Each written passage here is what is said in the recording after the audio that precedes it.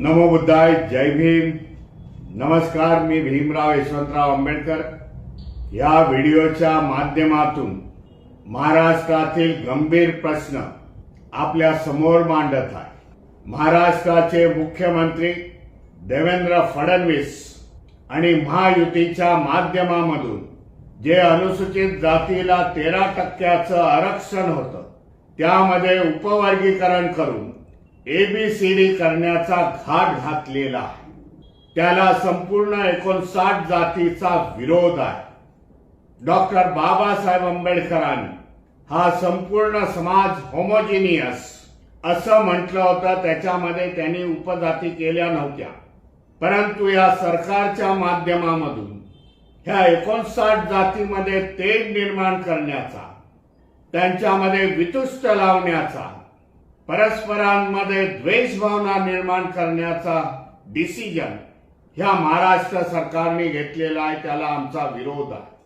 ह्या एबीसीडीच्या माध्यमातून आपल्याला सांगू इच्छितो, अनुसूचित जातीच्या कुठल्याही जातीचं भलं होणार नाही, तर येणाऱ्या काळामध्ये जाती उद्ध्वस्त होतील.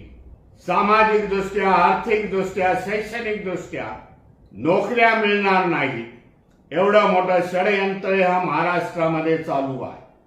त्याला विरोध करण्यासाठी, महाराष्ट्र सरकारला जाब विचारण्यासाठी, महाराष्ट्र सरकारची हुकुमशाही मोडण्यासाठी येणाऱ्या 30 जून रोजी दुपारी 2 वाजता आझाद मैदान ते मंत्रालय येथे लाखोच्या संख्येने हजर राहून या सरकारला आपली ताकद किती आहे हे दाखवण्याचा आपला प्रयत्न असायला पाहिजे. हे जर उपवर्गीकरण जर पास झालं विधेयक, तर येणाऱ्या आपल्या भावी पिढ्या उद्ध्वस्त होतील. त्याच्यासाठी आपल्याला आता लढावं लागेल. ह्या मोर्चामध्ये जो मोर्चा आरक्षण उपकरण विरोधी संघर्ष समितीच्या वतीने आयोजित केलेला आहे, त्याच्यामध्ये बौद्ध आहे, चर्मकार समाज आहे, रोहिदासी समाज आहे, मातंग समाज आहे, वाल्मिक समाज आहे, गुरव समाज आहे. 59 जाती त्यामध्ये भाग घेणार आहेत.